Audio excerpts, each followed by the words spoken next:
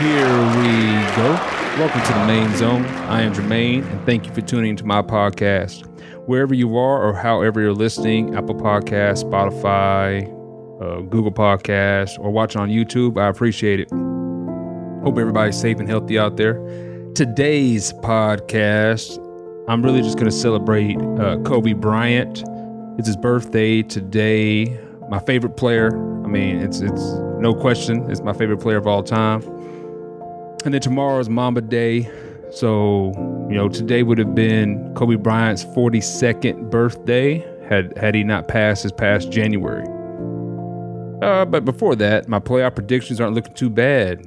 Outside of the Denver and Utah series, I'm pretty solid thus far. Thunder and Rockets, they're playing Game 4 tomorrow, so we'll see how that goes.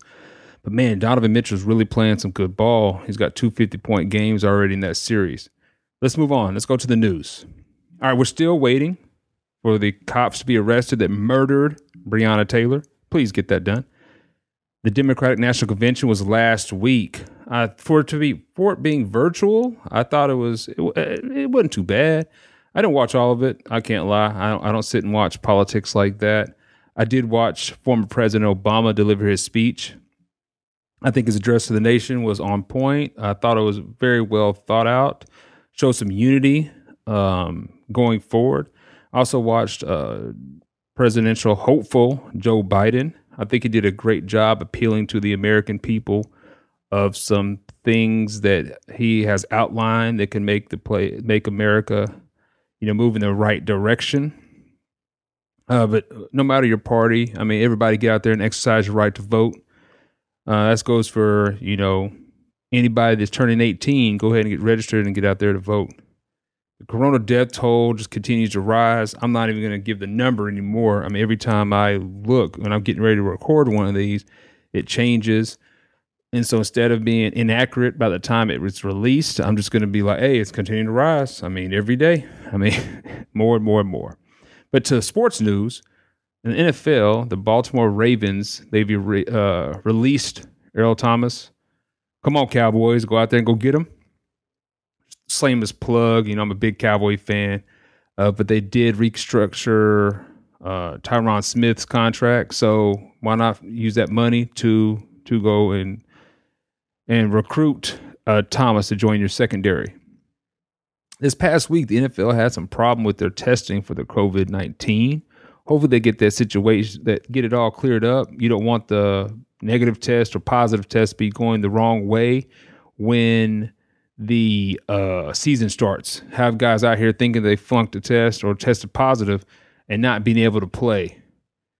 So that's, really all with the NFL. It's been, training camps are going on, nothing too much going on in the NFL right now outside of training camp. College football, man, we got big tid parents out here protesting at the conference headquarters because of the football postponement. I get it. You're mad that your son's not playing football this winter, but you're going to protest? Now, I'm just hoping that some of these parents were also protesting a few months ago, but we were protesting for social justice. Hopefully some of those parents are out there. I mean, if you're protesting your son playing football, but you can't protest the murder and killings of unarmed black men, then that's a problem. I mean, that's a real problem. But the NCAA is also giving, fall athletes an extra year of eligibility. That really doesn't make sense for a lot of your top flight basketball players. I mean, they're coming out anyway. Your guys that are, your role players or your small D1 guys, that's huge. They get an extra year of eligibility to get better in hopes to go pro if they can. Speaking of pro, moving on to the NBA, the draft lottery set. Minnesota, big winner. They got the first pick. I know Karl Anthony Towns and D'Angelo Russell, they're excited up there in Minnesota. Golden State, second pick. Then you got Charlotte, the third. I think the Bulls are fourth off the top of my head, and Cleveland's fifth. The only people that really lost as far as the NBA draft, I would say, are the Knicks. I mean, they weren't expected to move up, top two, top three, but they try to get lucky. Knicks haven't been relevant in a long time. They had a small little playoff run with Melo back in the day, but other than that, not really very relevant. And then I'll say LeVar Ball. LaMelo's coming out. He's going to be he should be a top 2, top 3, 4 pick. And LeVar, he has a tendency to get out here and say some outlandish things and just, go crazy, essentially. But I know for a fact from a marketing standpoint, he doesn't want his son in Minnesota.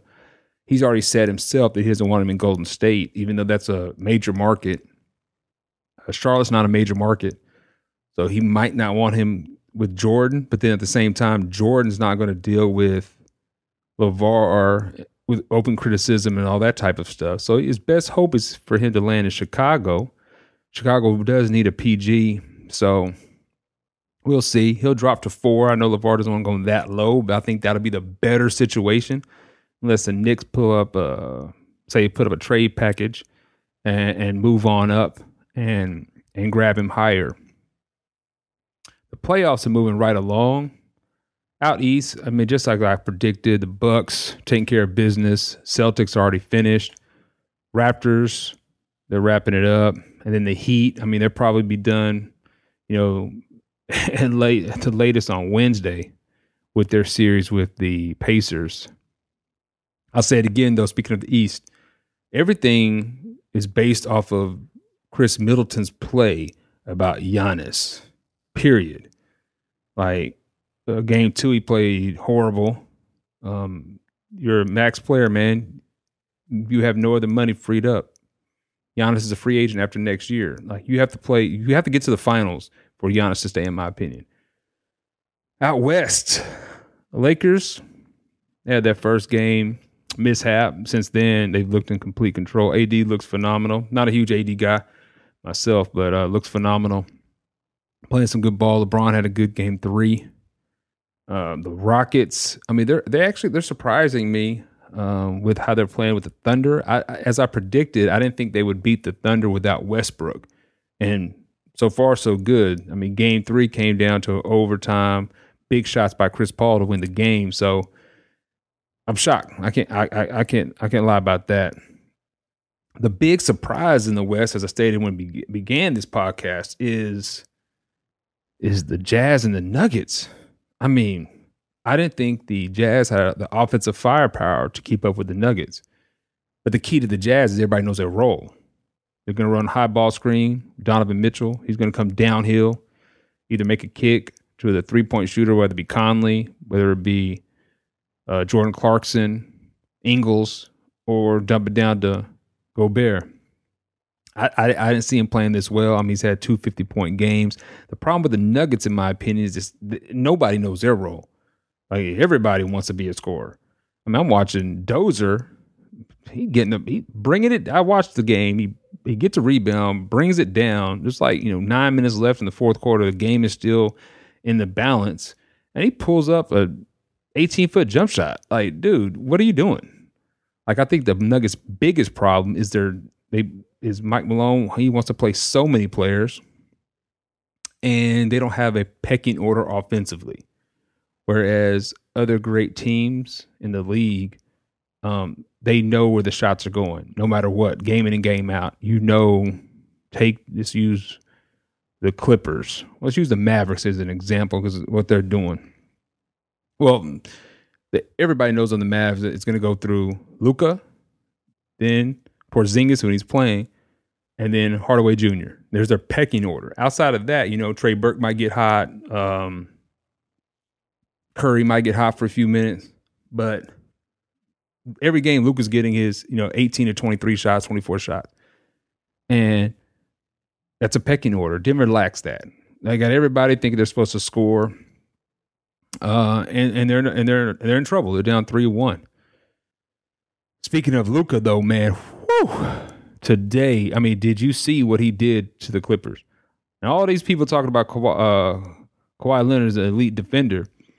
On that step back game 1 and 3, he literally, when they went set the pick to get Reggie Jackson on him, he didn't even attempt to fight through or pull Jackson back and try to guard him. He was content with letting Reggie Jackson handle Luka, which even if Luka takes a shot over Leonard is 3 or 4 inches 5 inches taller than Reggie Jackson, so it just makes it that much of a harder of a shot. I mean, big shot by Luka, phenomenal play. I said it, though. I said it when he was 18 years old, when he decided to go to the NBA. I said Phoenix should draft him number 1. I wish I had a podcast back then because I'd look like Nostradamus, but I called it. I said Luka should be number 1. At the time, they had a European GM, I believe. Don't quote me on that. But there's no way I wasn't going to take Luka number 1. At 18, he was playing the second best league in the world. At 15, he was a pro. And over the years, Europeans have become more and more skilled. But what separates Luka from so many other guys, one is his size. He's legit 6'8". But then 2, he's never been the best athlete on the floor, so he's had to learn how to play basketball. He relies on footwork and skill and not just elite athleticism. Now, that series is 2-2. You know, you could even say it should be 3-1 Mavs if Porzingis wasn't kicked out of game 1, but we'll never know. But the big story of that is the fact that was it Friday night? Yeah. Montrezl Harrell dressed Luka as a bitch-ass white boy. Now, it's wrong. Let's just get that out the way. I mean, I've played basketball before. I've said, I don't think I've ever used race when describing another player, somebody I was just guarding or whatever it may be. But the NBA is big on this social justice and equality and stuff. Then, you know, just don't let race come out of his mouth. I don't think he meant it. I don't think Montrezl is a bad guy at all. My only problem with it only happens to be with the NBA.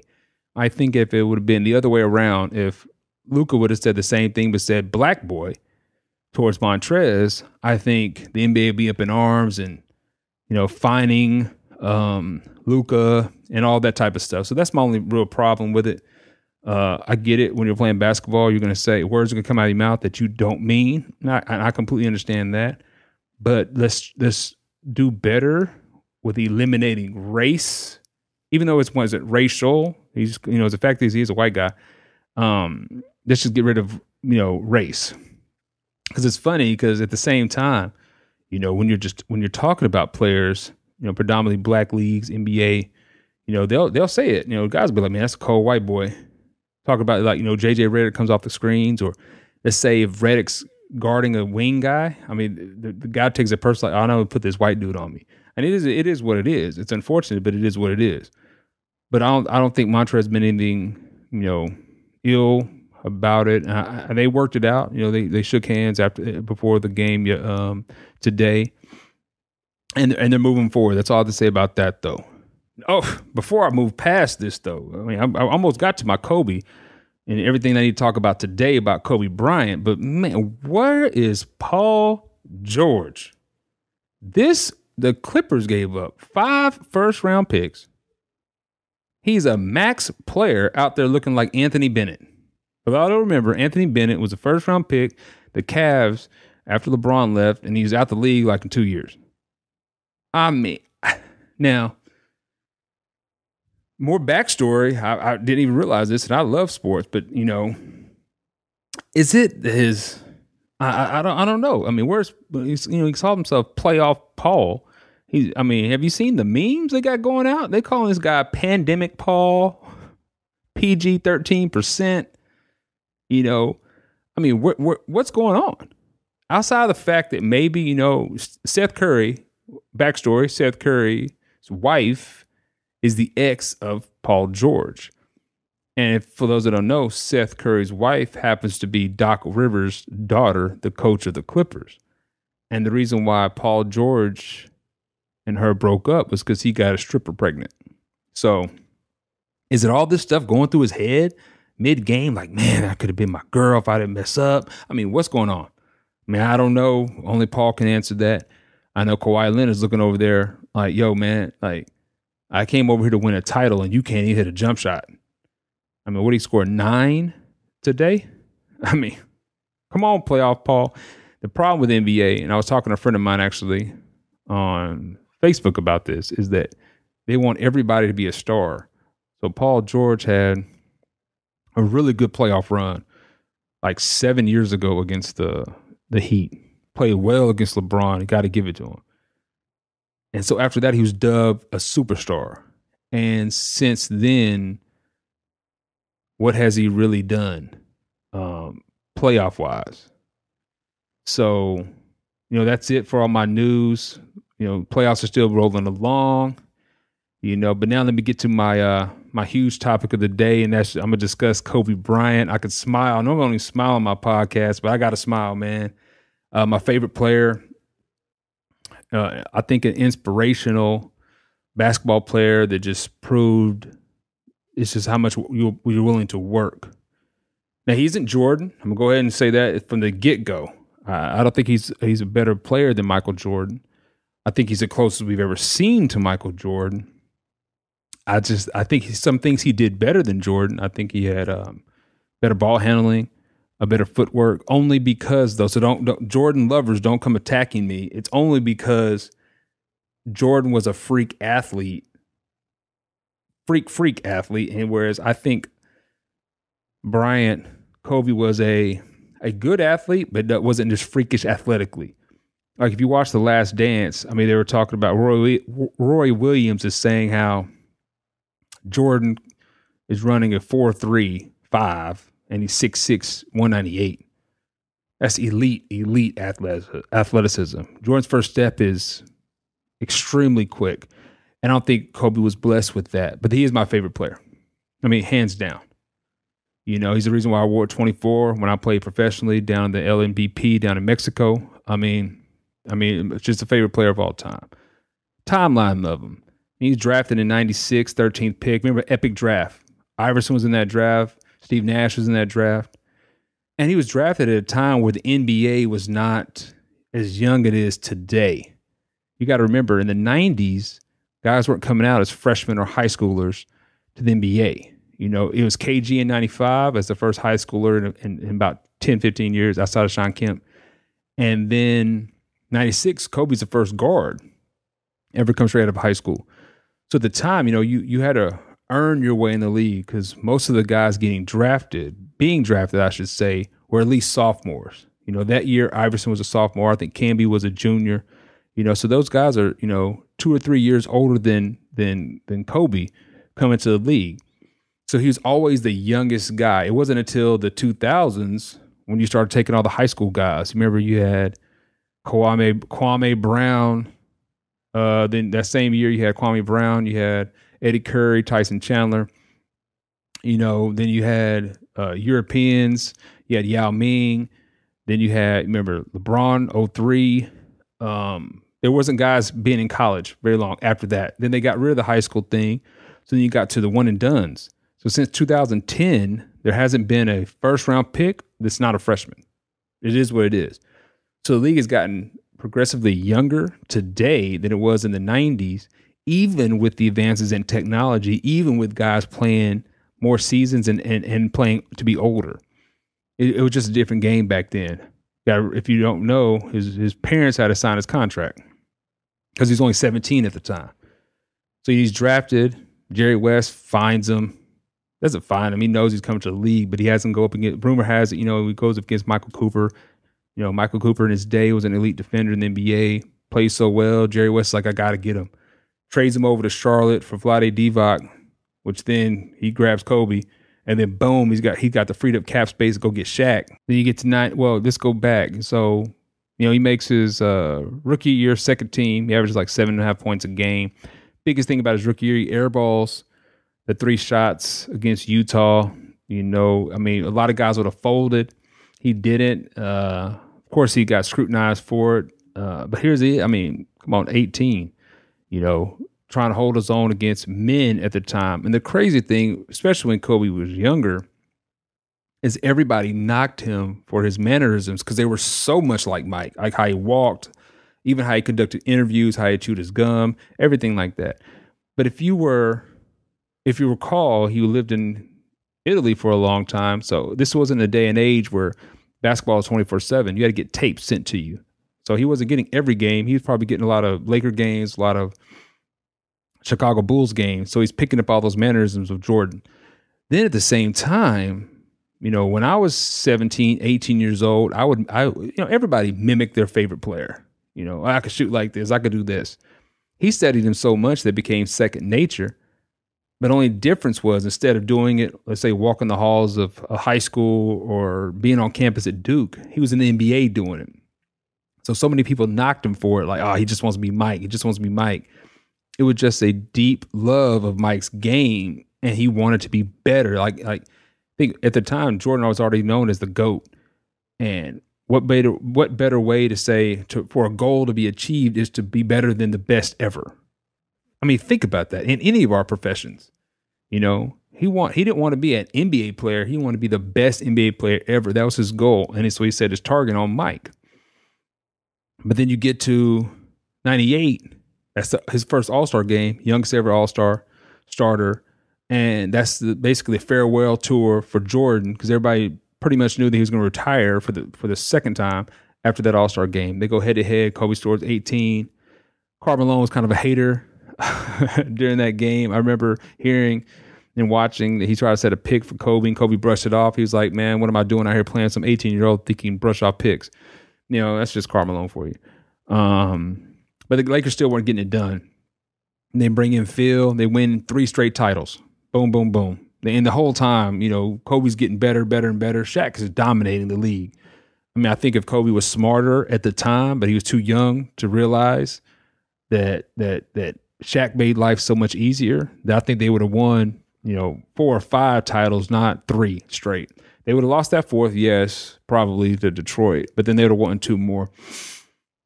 But by that 3rd championship run, when they got to that 4th one, you know, they just weren't getting along. Kobe played horrible against the Pistons. I think he was trying to prove that he he could be the man, and so they fell out. You know, Shaq leaves, goes to Miami, and the next day Kobe signs his big contract for the Lakers. He wore Phil Jackson out. Phil Jackson left as well. But then by 2005, Phil returns. Kobe's actually realizing, like, yo, man, this is actually harder. I can't do this on my own. Kobe's dominating the league, though. Playing really well. Drops 81 in, 06? I mean, everybody's going to remember where they were when that actually happened. He has that huge game against the Raptors. You know, they even shoot the commercial with Jalen Rose where he's like, yeah, I want 81 olives. Second highest game in NBA history. And so we're fast forwarding. So we get to that big career game, destroying the Raptors. Then you get to 08. Kobe's, he's turning 30. You know, he's starting to figure it out. You know, he joins the Olympic team. They win gold. Remember that game, though. Remember, Kobe hits the and 1 3 in the clutch moments of the final quarter against Spain. Ended up scoring 13 of his 15 points in the 4th quarter. And then, boom, the redeemed team wins the gold medal. Because remember, the Olympics prior to that, the United States didn't even place. Then 2009, he gets Gasol. 8, he gets Gasol. And they go to the finals. Now they lose. His only MVP was actually that season. They lose in the finals to the Celtics. They get blown out in game 6. You remember it's when KG messed up his impossibles everything, or whatever he's supposed to say. He kind of messed it up. But then the next 2 years, they beat the Magic, and then they beat the Celtics. Game 7, epic series. Kobe does play bad in that last game. I think his will to win and just wanting to do so much, he didn't shoot the ball particularly well that game. But then finally, injuries took its toll on him.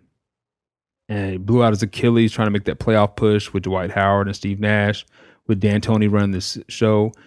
Makes a move on, was it Klay Thompson? Tears up his Achilles, goes to the line, though, makes both free throws, and then that's a wrap for that. He was done. So then Kobe rehabs, comes back, gets hurt again, rotator cuff, finally makes it back. It's last year's 2016. November 29 of 2015, though, he publishes Dear Basketball.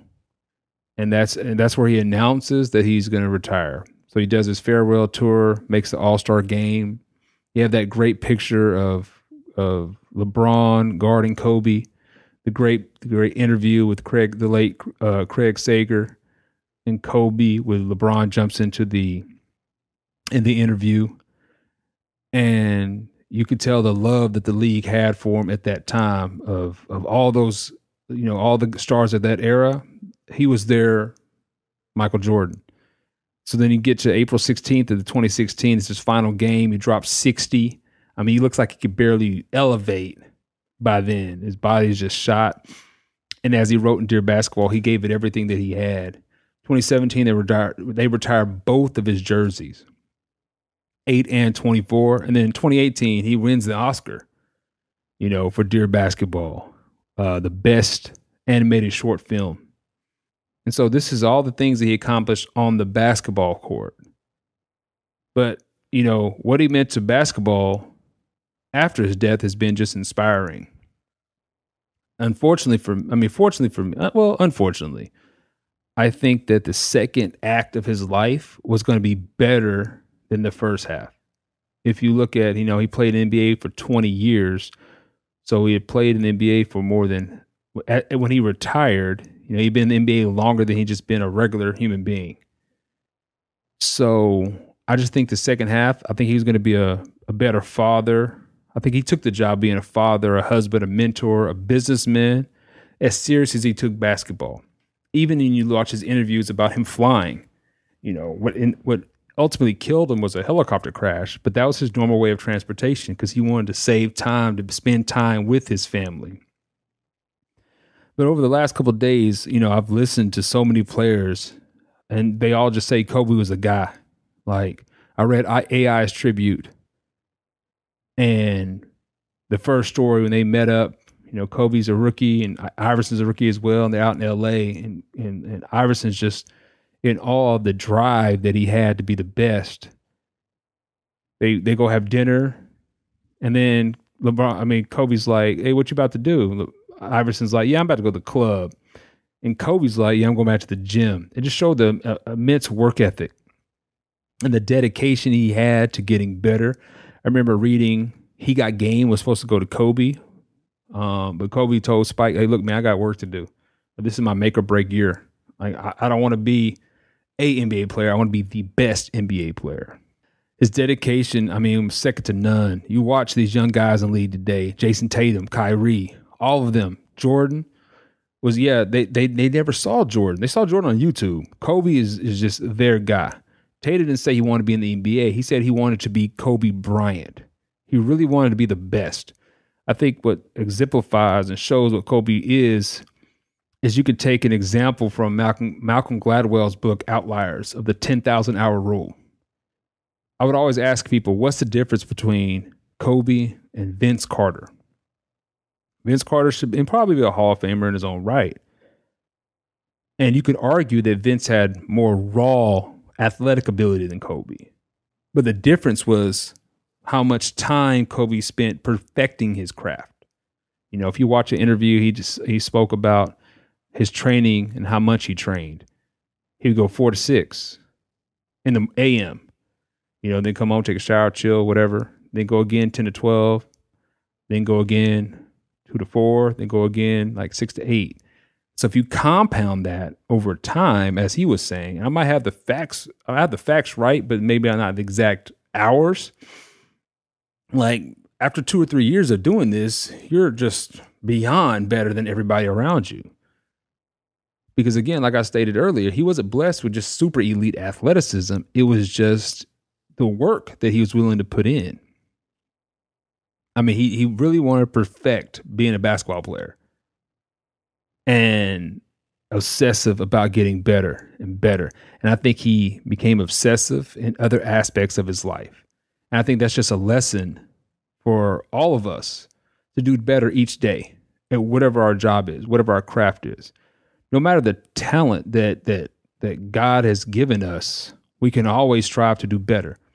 We could be a better father, better husband, better wife, better teacher, better NBA player, better listener. Yes, it takes work, but as Kobe said, it's the reward is the process of doing that. Going back and thinking about the podcast I did on legacy building, my big goal, I've said it, I want to be 80 And I want to know I've set up my grandkids for life. But it's the process of that is rewarding. It's even right now as my wife and I are doing different things together and wanting to build a foundation of greatness for our kids. It's that process that leads to working hard every day and doing better each and every day. And I can't say, I got all of that from Kobe Bryant. Of course not. But it's inspiring to listen to his interviews and how much he wanted to give back, but wanted everybody to just do their best. I mean, the process in itself is just going to be so rewarding. And the end result will be, as Kobe says, you wake up, be happy, smile, and just work hard everything you do. In closing, he will always be missed, I believe, on the basketball court. But we can continue to watch him on YouTube and NBA TV when they show their games. What's going to be really more missed than the basketball Kobe is that second act. What he was going to do for women's basketball, what he was going to do for mentoring young players, what he was going to do through watching his daughter continue the basketball tradition in his family is what's going to be the most missed about Kobe Bryant. It's that second act that he was just tapping into. I mean, you saw it. A lot of NBA players, when they retire, they go through a depression because they don't know what to do with the next phase of their life. And you didn't see that in Kobe. I think that only happens when, as in anything in your life, you give everything you have to it. Everything. So then there's no second guessing, And then it's time, when that chapter of your book, of your personal book ends, you open up a new chapter and it's new beginnings and it's new excitements, new joys and new drives and determinations. And I think that's why Kobe, you never saw him depressed about the game of basketball when he walked away. There was no that, I need to get back. I need to get back. And it's because he gave everything, as he said in Dear Basketball. And his competitiveness and his obsession became as being a businessman and building his sports academy and being a coach to his daughter's teams and being a husband and a father. And that's the crushing blow, in my opinion, of losing Kobe at the age of 41. Is that right there, that we never got to see the second act of what I think was going to be an extraordinary life. But at the end, rest well, Kobe. Thank you for inspiring so many people around the world. Until next week, stay safe, be blessed, and I'm out.